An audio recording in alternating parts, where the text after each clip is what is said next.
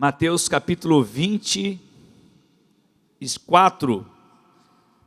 Hoje eu quero continuar com você, falando sobre um tema que nós já começamos aqui alguns dias atrás. Vou precisar da ajuda dos irmãos aí, colocando muitos textos bíblicos hoje, para a gente poder conversar a respeito de um tema que muita gente está falando, queridos. Muita gente tem falado sobre a volta de Jesus. Esse tema sempre foi pregado na história. Desde que Jesus subiu aos céus, os pregadores, os ministradores, os teólogos, os estudiosos, todo mundo, até Paulo lá escrevendo as cartas, e todo mundo sempre inspirados pelo Espírito Santo nas cartas, o apóstolo escrevia e tantas outras, e depois em outros momentos da igreja, na história, muita gente dizia: Jesus está voltando, e a gente continua dizendo: Maranata, a hora vem, Senhor Jesus. Só que eu gostaria de ressaltar uma coisa que eu particularmente falo por mim, ok? Falo por mim. Penso eu que é importante a gente esclarecer e entender isso. Muita gente, fica ligado aí, meu irmão, por favor. Muita gente pensa somente e olha somente os sinais.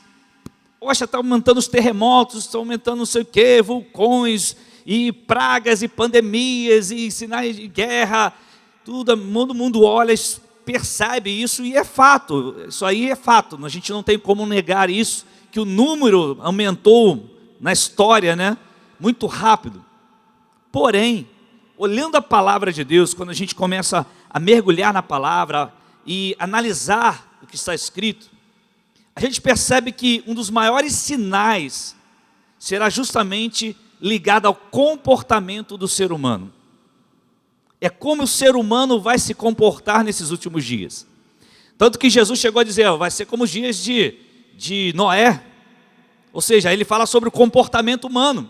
Ele não fala sobre pandemias, sobre guerra, nada. Ele vai falar sim, Mateus, sobre tudo isso, porque são sinais na história. Porque alguns teólogos também defendem que esses sinais na história já estão acontecendo há bastante tempo. Porque agora começa a vir o sinal, que é a questão do comportamento humano.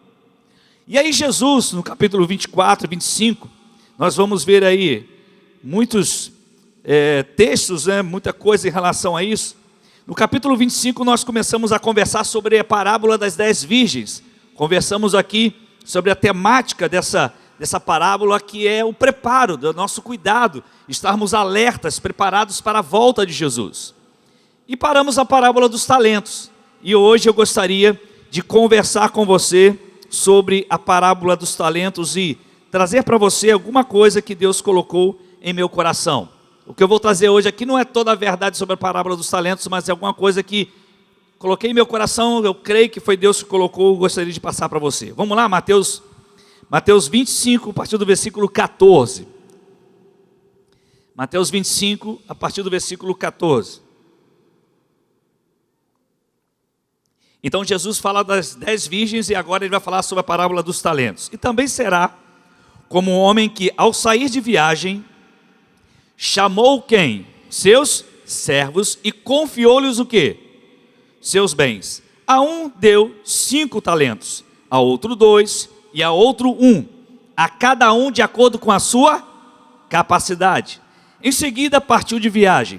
O que havia recebido os 5 talentos saiu imediatamente, aplicou-os e ganhou mais 5. Também o que tinha 2 talentos ganhou mais 2. Mas o que tinha recebido 1 talento saiu, cavou um buraco no chão e escondeu o dinheiro do seu senhor. Depois de muito tempo, o senhor daqueles servos voltou e acertou contas com eles. O que tinha recebido 5 talentos trouxe os outros 5 e disse: o senhor me confiou 5 talentos, veja, eu ganhei mais 5. O senhor respondeu: muito bem, servo bom e fiel. Você foi fiel no pouco, eu porei sobre o muito. Venha e participe da alegria do seu senhor. Veio também o que tinha recebido 2 talentos e disse: o senhor me confiou 2 talentos, veja, eu ganhei mais 2. O senhor respondeu: muito bem, servo bom e fiel. Você foi fiel no pouco, eu porei sobre o muito. Venha e participe da alegria do seu Senhor. Por fim, veio o que tinha recebido 1 talento e disse: eu sabia que o Senhor é um homem severo, que colhe onde não plantou e junta onde não semeou. Por isso tive medo. Está vendo aí o texto? Tive o quê? Medo. Saí, escondi o seu talento no chão. Veja aqui está o que pertence ao Senhor. O Senhor então respondeu: servo mau e negligente, você sabia que eu colho onde não plantei e junto onde não semeei? Então você deveria ter confiado o meu dinheiro aos banqueiros, para que quando eu voltasse eu recebesse de volta com juros. Tirem o talento dele e entreguem-no ao que tem 10, pois a quem tem mais será dado e terá em grande quantidade, mas a quem não tem, até o que tem lhe será tirado. E lancem fora o servo inútil nas trevas, onde haverá choro e ranger de dentes. Olhando esse texto, você pensa: puxa vida, hein? Pegou pesado com ele, né? Mas não se tem definido de forma muito clara, quando se fala de talentos, se esses talentos eles estavam mencionando que era prata ou ouro. Talento, na verdade, não era uma moeda. Talento era uma especificação de peso. Então, um talento, alguns estudiosos dizem que pesava 30 quilos. É como se juntasse 30 quilos de moedas. Ok? Então, um talento seria 30 quilos de moedas. Isso, como eu falei anteriormente, poderia ser tanto de prata quanto de ouro. Alguns teólogos ou estudiosos dizem que esses talentos, um talento pesava 40 e poucos quilos. Não há uma definição clara em relação ao peso desse talento. Mas vamos imaginar e vamos pensar que fosse 30 quilos cada talento. Se fossem 30 quilos de prata, seriam quantas gramas de prata? Os matemáticos aí. 30.000 gramas de prata. Aí eu fui investigar quanto que vale 1 grama de prata. 1 grama de prata mais ou menos está em torno de R$4. Ou seja, um talento, na nossa moeda hoje, o peso de um talento valeria em prata cerca de R$120.000. Ou seja, aquele que recebeu 5 talentos, seriam quantos? Seria 600 mil. Ok? Aquele que recebeu 2 talentos seria 240 mil. Aquele que recebeu 1 talento seria 120 mil. Porque muita gente olha para esse talento e fala assim: esse jeito recebeu só umzinho, né? O outro recebeu 5. Né? Mas vamos lá. Imagine que esse talento não fosse prata, fosse ouro. Vamos lá. Você sabe quanto custa 1 grama de ouro? Hoje, em torno de R$ 322,79. Olha a diferença. Você sabe quanto daria um talento? R$ 9.683.700. Imagine se esse talento fosse ouro. Então, aquele servo, recebeu quase 50 milhões de reais, outro recebeu quase 20 milhões de reais, e o outro recebeu quase 10 milhões de reais. Porque o que o servo receberam ali foram todos os bens que o Senhor tinha. Então, o Senhor confiou aos seus servos tudo o que ele tinha. Agora vamos pensar aqui uma coisa.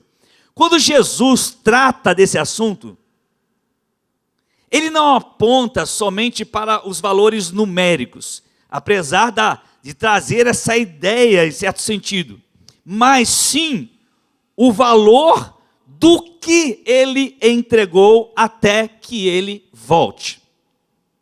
Então ele está tratando ali daquilo que é o valor, daquilo que ele entregou.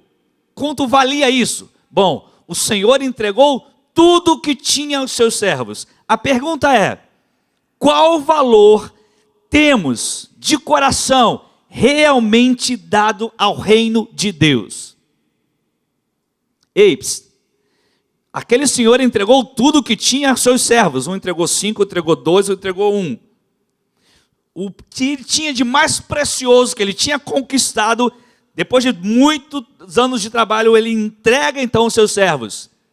Ele confiou aos seus servos. E aí vem a pergunta, qual o valor que nós temos dado? Porque essa parábola ele está apontando para nós. O que nós estamos fazendo com esse valor? Ou qual o valor que estamos dando realmente ao reino de Deus? É claro que é uma resposta muito pessoal. Amém, queridos? É uma resposta muito pessoal. Fique atento à palavra de Deus, é importante para todos, ok? Essa resposta é muito pessoal. A resposta a essa pergunta, ela tem muito a ver com nossas prioridades. Muito a ver. Nosso nível de renúncia, por exemplo. A nossa compreensão daquilo que é eterno, daquilo que é passageiro. A compreensão bíblica sobre, por exemplo, o que o pastor Sandro tem falado muito na aula do ETM, que é muito legal, muito interessante, que é o ser igreja e não simplesmente estar na igreja. A diferença que há entre ser igreja e fazer algo na igreja ou estar na igreja. E essas nuances de uma comunidade cristã como a nossa aqui, local, nós conseguimos ver através da ação do Espírito Santo. O Espírito Santo de Deus, ele então vai agir em nosso meio de forma dinâmica. A fim de quê? A fim de nos capacitar para um propósito. Aí você começa a pensar, mas espera aí, qual o propósito? De onde vem? Qual é o propósito para a minha vida?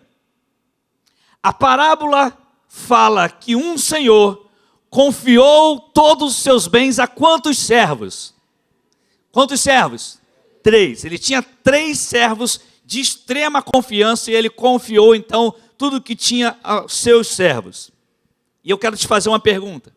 Eu vou fazer algumas perguntas hoje para você e vou não responder porque essas respostas são pessoais. Será que temos a real visão sobre o que Deus nos confiou? Vou repetir a pergunta. Será que temos a real visão clara daquilo que Deus nos confiou? Jesus disse que subiria aos céus e disse, eis que estarei convosco todos os dias até a consumação dos séculos, amém? E ele disse, eu vou dar autoridade a vocês. A minha autoridade eu vou dar à igreja. Eu estou concedendo a vocês a autoridade. No meu nome vocês vão expulsar demônios. No meu nome vocês vão curar enfermos. No meu nome vão acontecer milagres, prodígios, sinais. Você faz ideia do que Deus nos confiou? Você faz ideia da autoridade que Jesus nos entregou? Não é à toa que você é atacado o tempo todo. Não é à toa que o diabo quer parar você. Não é à toa que o diabo não quer permitir que você imponha as mãos sobre as pessoas. Não é à toa que o diabo quer que você caia em pecado e viva em pecado. Não é à toa porque ele sabe que aquilo que está em nossas mãos, que foi nos entregue como igreja, são os bens do Senhor. E são preciosos. E nós temos visto uma confusão sobre essa visão. Justamente por falta de conhecimento bíblico. Meu irmão, se você não vai para uma IBR, se você não vai para uma ITM, se você não lê Bíblia, se você não estuda, você vai aprender o quê? Como que você vai aprender? Como que você vai ter base bíblica para vencer, superar desafios? Você precisa ter conhecimento bíblico. E o que nós temos visto é uma confusão. E essa falta de conhecimento bíblico, aliado a muitos ensinos falsos, hereges, tem levado muita gente. Sabe como que as pessoas estão vivendo? De acordo com seus próprios prazeres. Essa é a realidade.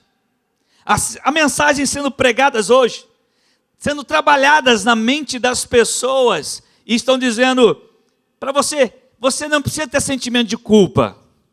É claro que eu não preciso ter sentimento de culpa, porque Jesus já levou tudo na cruz por mim.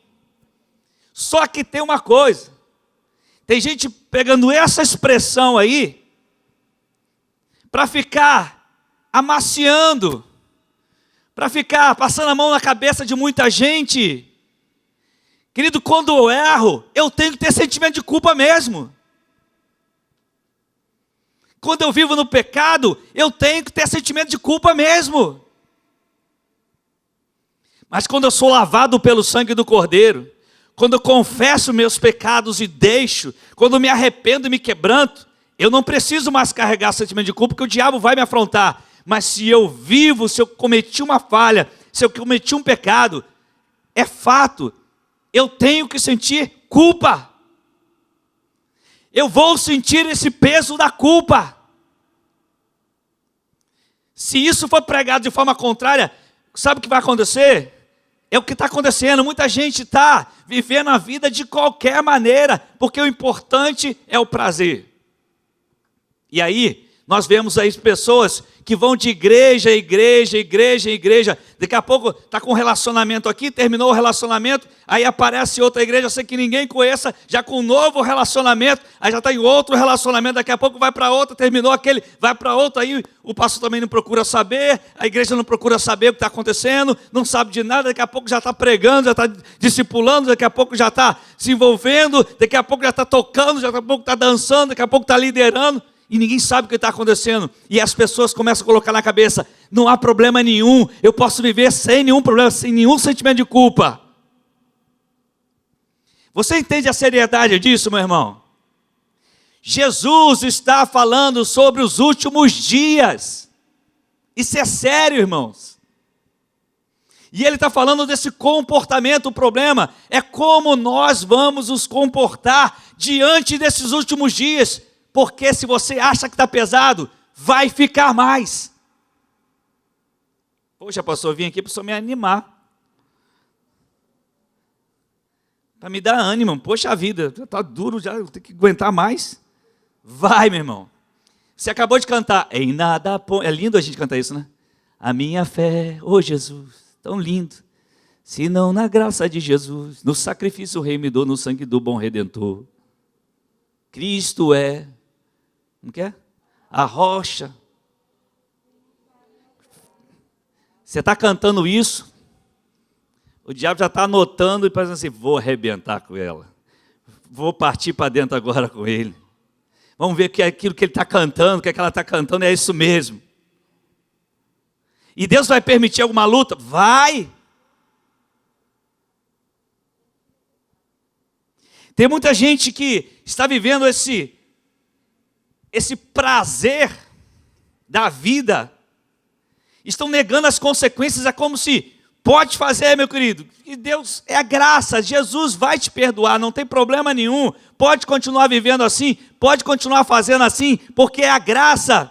Parece que como se não existisse nenhuma consequência. Deixa eu te dizer, meu querido, Deus perdoa o pecado, mas Ele não anula consequências.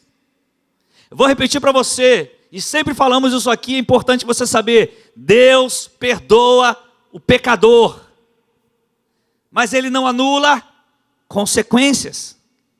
Ele pode tirar algumas consequências? Pode, mas algumas que nós vamos administrar para o resto de nossas vidas. Só que existe aquilo: pode viver tranquilo que Deus te perdoa de todos os seus pecados. É verdade. Quando eu me quebranto, confesso e deixo, Ele me perdoa. Mas aquilo que eu fiz pode ter gerado uma consequência. Aquela consequência eu vou ter que administrar. Não se prega a renúncia. Na verdade se prega, né? A renúncia que eu estou falando aqui, daquilo que se prega. A renúncia ao sofrimento. Para que sofrer?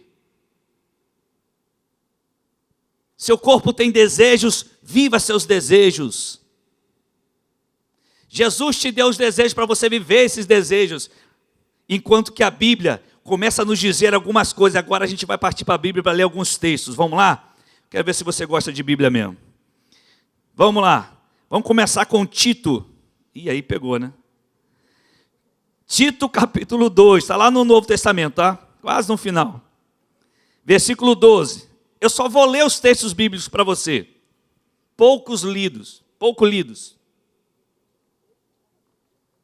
Tito 2,12. Anota aí, senão a gente vai demorar muito, são muitos textos, tá bom? Vamos lá. Eu vou ler, você anota, depois você lê em casa. Ela nos ensina a renunciar à impiedade e às paixões mundanas e a viver de maneira sensata, justa e piedosa nesta era presente. Vou repetir, ela nos ensina o que nos ensina? Vou ler o versículo 11, então, para a gente poder entender melhor ainda. Porque a graça de Deus, o que está escrito aí? A graça de Deus se manifestou salvadora a todos os homens. Amém? E o que essa graça nos ensina? A renunciar à impiedade, a renunciar às paixões mundanas, a viver de maneira sensata, justa e piedosa nesta era presente. O texto é claro, não precisa nem te explicar. Vamos para outra agora? Colossenses 2,11, vamos lá. Acessar a Bíblia é uma beleza, que você só clica aqui, ó. Vamos lá. Colossenses 2,11. Debate de versículo, vamos lá. Dá tempo aí de Delmo.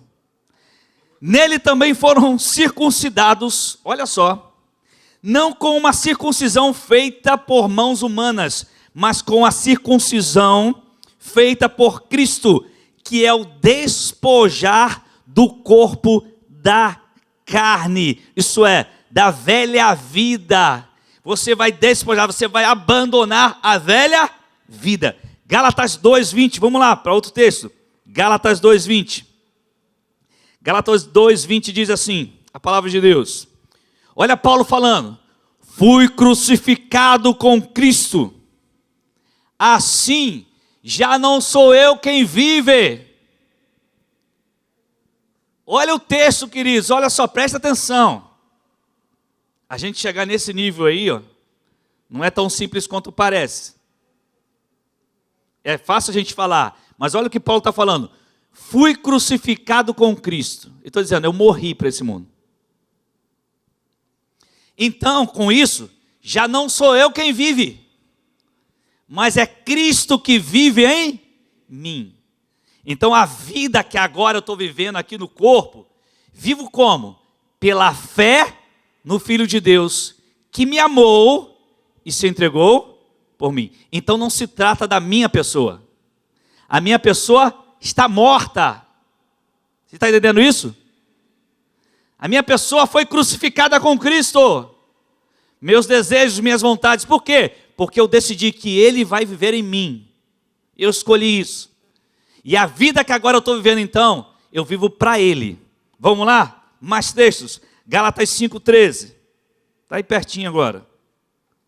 Gálatas 5,13.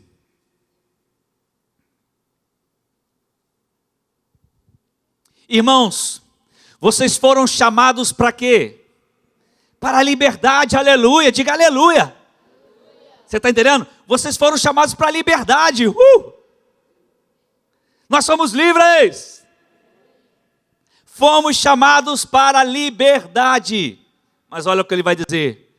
Mas não usem a liberdade para dar ocasião à vontade da carne. Ao contrário, sirvam uns aos outros mediante o amor. Gálatas 5,16. Versículos aí, 3 versículos depois aí. Vamos lá, 5,16. Por isso digo, vivam pelo Espírito, e de modo nenhum satisfarão os desejos da... Então ele está dizendo, nós vamos ter desejos da carne, sim ou não? Sim, está dizendo ali. O que ele está falando não é que nós não vamos ter desejos da carne. Ele está falando que se nós vivermos pelo Espírito, nós não vamos satisfazer esses desejos. Você está entendendo, querido? Então não é, ele está dizendo para você que você não vai ter desejo. Meu Deus, tive um desejo, Jesus amado. Quase fiz aqui, ó. Jesus amado. Com todo respeito, claro. Jesus amado. Como é que eu senti isso, meu Deus? Aí ele está dizendo, ei filho, ei, escuta. Viva pelo Espírito, que você não vai satisfazer esse desejo. Você vai ter o desejo. Mas uma coisa é você ter, outra coisa é você satisfazer o desejo. Então isso é importante para a gente. Gálatas 5, 24. Vamos lá. Versículo 24 de Gálatas. Os que pertencem a Cristo Jesus fizeram o quê? Crucificaram a carne. Ô Jesus. É lindo a gente falar isso, queridos. Mas não é nada simples. Com as suas paixões e com os seus desejos. Se você crucificou a carne, o que significa isso? O que Jesus fez na cruz? Ele morreu por nós, foi isso? Então você fez o quê? Você colocou lá na cruz. Os que pertencem a Cristo Jesus, eles crucificaram a carne com as suas paixões e os seus desejos. Então não há como alguém que está dizendo que anda em Cristo viver nas paixões e seus próprios desejos o tempo todo. Não há lógica nisso. Aquele que vive em Cristo, ele crucificou sua carne, ele crucifica a sua carne todos os dias. Vamos lá. Lucas 14, 33. Lucas 14, 33. Vamos a esse texto da palavra. Da mesma forma, Jesus está falando, qualquer de vocês, irmãos, olha só, não está meio diferente sim, de muitas pregações nesse tempo que a gente vive. Importante seu prazer, importante a sua prosperidade, prosperidade no sentido de ter muito, riquezas, de conquistas, né? Não tem problema não, você peca, mas Jesus te perdoa, é verdade. Não tem problema nenhum. Não deu certo agora, vai dar certo em outro. Da mesma forma, qualquer de vocês que não renunciar a tudo o que possui, não pode ser meu discípulo. Será que eu preciso explicar alguma coisa aqui? Está muito claro.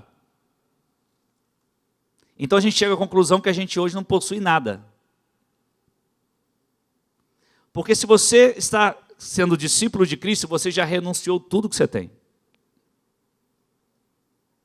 A gente apenas administra o que temos. A gente está administrando. Eu tenho uma casa, eu tenho um carro, tenho roupa, eu tenho meu trabalho, eu estou fazendo o que com isso? Estou administrando. Mas tudo isso eu renunciei por Cristo, é tudo dele. Tudo para ele. Mateus 16, 24, vamos lá. Mateus 16, 24. Então Jesus disse aos seus discípulos, disse a quem? Aos seus discípulos, se alguém quiser acompanhar-me, ou me seguir, negue-se a si mesmo. Ô Senhor.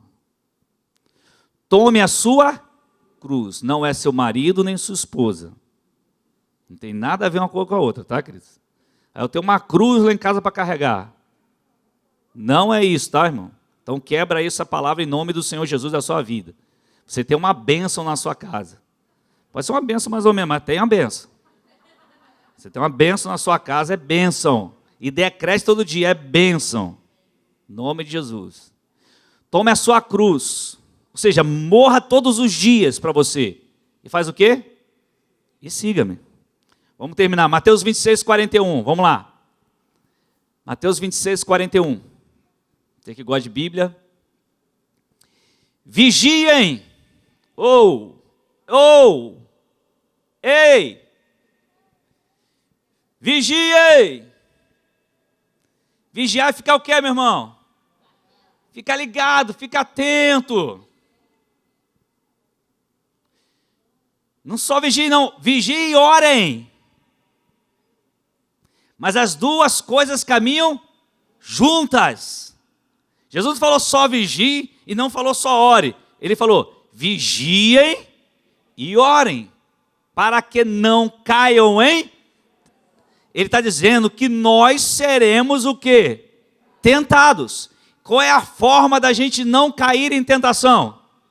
Vigiar e orar. Está muito claro, é simples. Não há nada de confuso nem complexo nisso. O que faz aqui, a questão aqui são nossas atitudes, nossos comportamentos. Meu irmão, não brinque com o pecado. Vou falar para você, não brinque com o pecado. Sabe por quê? Porque a sua carne e a minha carne, ela gosta do pecado. Nossa carne se satisfaz no pecado. É o prazer da carne. Então, quando você tem que cortar, corte. Corte. Quando você tem que eliminar, elimine.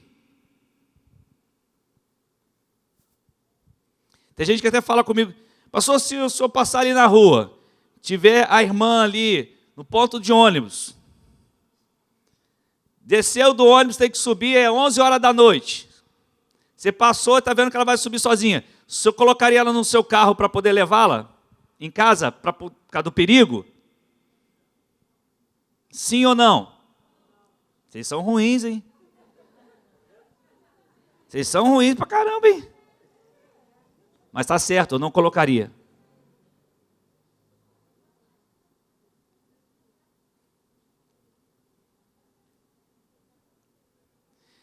Deixa eu falar uma coisa para você. Aprenda a se conhecer, meu irmão.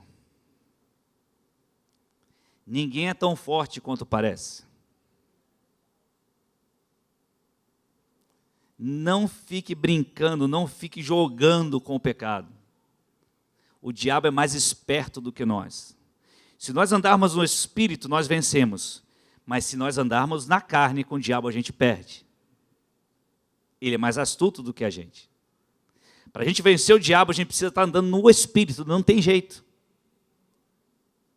Então fique ligado, vigie, o Espírito está pronto, mas a carne é fraca. Quando Jesus fala dessa parábola dos talentos, ele deixa claro que cada servo recebeu talentos, de acordo com a sua o quê? Capacidade. A palavra capacidade ali no texto, eu fui pesquisar lá no grego, é dunamai. A mesma palavra que é usada para dunamis. Ou seja, capacidade é força, é poder, capacidade de realizar. Então o que aquele servo fez, o Senhor fez? Ele olhou para os seus servos e viu, esse tem força para 5, esse tem força para 2, esse tem força para 1. O que Jesus está nos ensinando? Deus não nos entrega algo para realizar acima daquilo que nós podemos suportar. Você está entendendo isso? Deus não te entrega algo para realizar acima daquilo que você pode suportar. Ele vai te entregar e Ele vai te capacitar. Ele sabe que você pode realizar. Não é porque você é pior ou melhor do que ninguém, mas Ele, por amor a você e a mim, Ele só vai me entregar aquilo que eu sou capaz de fazer, que Ele sabe que eu sou capaz de suportar, sabe que eu tenho forças para aquilo. O Espírito Santo sabe até onde nós podemos suportar. Jesus não te chamou para jogar sobre você um jugo que você não é capaz de carregar. O jugo que Ele nos entregou, nós somos nele capazes de suportar. Nós podemos vencer, nós podemos superar, nós podemos isso, queridos. Ele nos chama, Ele nos garante a capacitação, o suprir, sua presença, o poder, a força, Ele te dá. O que aquele homem fez, você viu? Ele enterrou, ele mesmo anulou aquilo que Deus havia lhe entregue. Ou a pessoa, o Senhor era a pessoa de Deus, é a figura. Então deixa eu te dizer uma coisa, escuta isso, não se trata de o quanto você faz, Não se trata do quanto você faz, mas o quanto você é em relação ao que lhe foi entregue. Vou repetir, não se trata do quanto você e eu estamos fazendo, mas o quanto nós somos diante daquilo que nos foi entregue. Você está entendendo isso? O que aquele servo que enterrou lá disse? Mas o Senhor é mau, o Senhor não... Olha só que ele estava provando quem ele era. Então o problema não era fazer, era quem você é quando Deus te entrega. Você está ouvindo isso, querido? O que Deus tem para nós? Sempre o melhor. O que Deus tem para a sua vida? Transformação. O que Deus tem para a sua vida? Mudança. E quem vai fazer essa escolha? Nós. Eu vou fazer. É interessante que quanto mais nossa vida vai passando, e mais conflitos a gente vai enfrentando, dificuldades, vamos conhecendo novas pessoas, e a gente vai conhecendo essas novas pessoas, e quando a gente conhece essas pessoas, começa a conversar, tudo termina na mesma coisa. Escolhas. Tudo são escolhas. A escolha que a pessoa fez, a escolha que a pessoa tem para fazer, tudo é determinado pelas escolhas. Aquele homem que pegou um talento, que poderia ser na mão dele hoje 120 mil reais, como 9 milhões ou quase 10 milhões de reais, ele fez uma escolha. Se o Senhor, o entregou, é porque aquele Senhor dizia, você tem capacidade de vencer com isso que eu estou te entregando. Querido, você pode ser aquele que você pensa, eu tenho um ministério que quase não aparece. Deus está te usando neste ministério. Parece que é uma coisa que... Não, Deus quer usar você. Deus confiou a cada um de nós talentos. Ou um talento que seja. Mas esse talento são coisas dele para nós. E o que a gente vai fazer com ele agora? Já vamos enterrar isso? Não. Nós vamos produzir mais. Jesus chegou a dizer, vocês vão fazer obras maiores do que eu. Nós podemos produzir mais. Deus te entregou, Deus confiou a você. Eu quero parar hoje por aqui, porque na próxima a gente vai falar da prestação de contas, né? Ora, Jesus está voltando. Vai chegar a hora. Nós vamos prestar contas. E aí é outra mensagem. Mas hoje o que eu quero dizer a você é que Deus, Ele te entregou talento ou talentos. E você é capaz de realizar. Se você pensa que não é, isso é mentira do diabo. Você é capaz de alcançar o dobro daquilo que Deus te entregou. Você é capaz de fazer isso. Porque se não fosse verdade, Jesus não contaria essa parábola. E nós não estaríamos aqui conversando sobre isso. Quantas vezes alguém diz para você que você não consegue, que você não pode, que você não alcança, que você não tem condições, que você... Eu lembro quando eu fui consagrado pastor de forma integral, ministério, quando eu fui consagrado como pastor na igreja, eu não era o pastor titular, vamos dizer assim, né? Eu e Eliana não éramos pastores líderes da igreja. A gente se tornou em 2004. Os pastores líderes da igreja local. Eu encontrei com uma pessoa na rua. E essa pessoa, sabe o que ela falou para mim? Falou assim, pastor, vou falar uma coisa com sinceridade. Eu acho que o senhor não tem condições. Você não tem condições de pastorear uma igreja como aquela. Você é muito imaturo ainda. Você não vai aguentar a pressão. Eu fiquei ouvindo. Muito obrigado pelo incentivo. Me incentivou a beça, me levantou. Mas sabe que aquilo me levantou mesmo? Falei, ah, é? Tá bom, mas vindo de quem é? Não é ovelha, é bode. Como que você vai pastorear? Realmente eu não tenho condição de pastorear bode. Não falei isso não, tá? Eu só pensei. Tem coisa que a gente pensa só vai falar depois de 10 anos, irmãos. Você tem a vontade de falar, mas você não fala para não pecar, né? Para não ofender. Você fala, eu não vou falar não, para ficar, deixa melhor ficar quieto. Mas você está doido para falar. Mas é melhor não falar.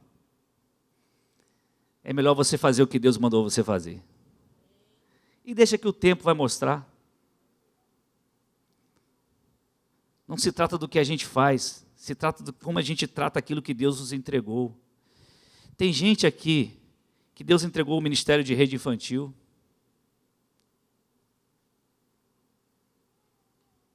A gente tem uma célula, um núcleo lá no Jardim Catarina, que até agora a gente não conseguiu uma pessoa para cuidar da parte das crianças. Lá no Catarina.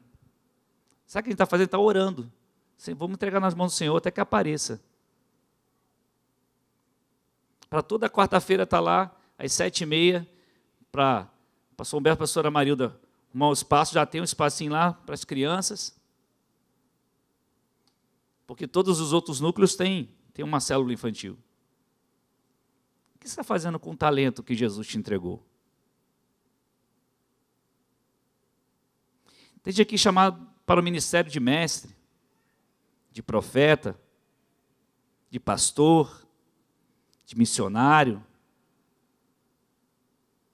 Tem gente aqui que tem a vocação, o chamado, o dom, o talento para ajudar na obra, na limpeza, seja o que for, queridos.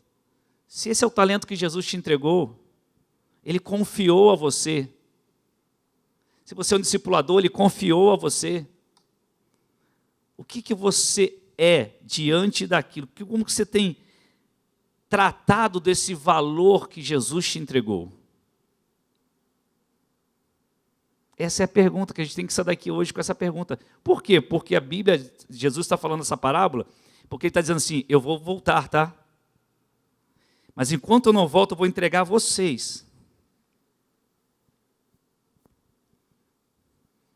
Às vezes a gente fala, Jesus cura. Sim, Jesus cura. Jesus tira aquela pessoa da fome, só que você não dá 1 quilo de arroz para ela.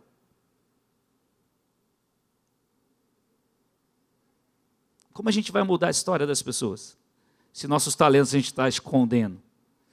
Porque a gente parece que tem medo. Chegou a hora de você se levantar, meu irmão. Ei. Chegou a tua vez. Chegou a tua hora. Se disseram para você que você não pode, se disseram para você que você não é capaz, eu quero dizer a você que Jesus te entregou porque você pode. Você é capaz. Porque senão Ele não te entregava. Você é capaz de suportar as duras penas, tudo aquilo que você vai enfrentar, as guerras, as frustrações, as decepções que todos nós enfrentamos, eu enfrento, você enfrenta com você mesmo, com os outros, mas em nada ponho a minha fé, senão na graça de Jesus, no sacrifício remidor, no sangue do bom Redentor.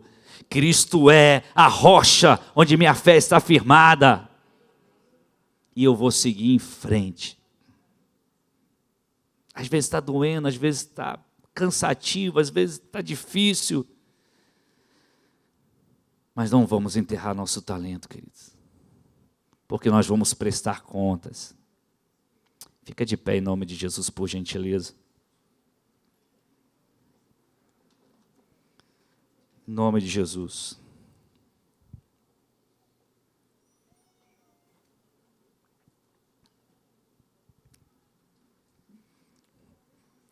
Eu quero orar por você agora. Você que sabe que o Senhor te entregou um talento. Você que entendeu o valor desse talento. Você que está com a visão correta, pode ter acontecido tudo na sua vida. As piores coisas você pode ter se envolvido. Talvez até a vergonha tenha tomado o seu coração. Mas o talento continua na sua mão. Ele só tirou o talento daquele homem na prestação de contas. Ainda não chegamos nesse momento. O talento continua com você. Será que você tem enterrado esse talento? O que tem atrapalhado você? Em nome de Jesus, igreja. Não viva como as pessoas estão vivendo por aí. Sem renúncia, sem pagar preço, achando que a graça é de graça, como se fosse algo qualquer. Fomos chamados à graça, conforme nós lemos, para que através dela a gente renuncie às coisas desse mundo. Deus te deu talentos, um que seja. Essa noite eu senti em meu coração de orar por você.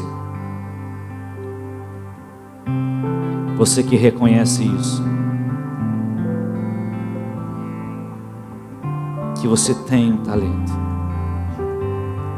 e você está dizendo: Senhor, eu não quero enterrar o meu talento. Aquilo que o Senhor me confiou, me ajude a transformar em muitos, a multiplicar esse talento, porque no final tudo vai voltar para o Senhor. Lá na prestação de contas, o que você fez? Os 5 viraram 5, então me dá aqui os outros 5. Entra agora para a alegria, porque tudo pertence a Jesus.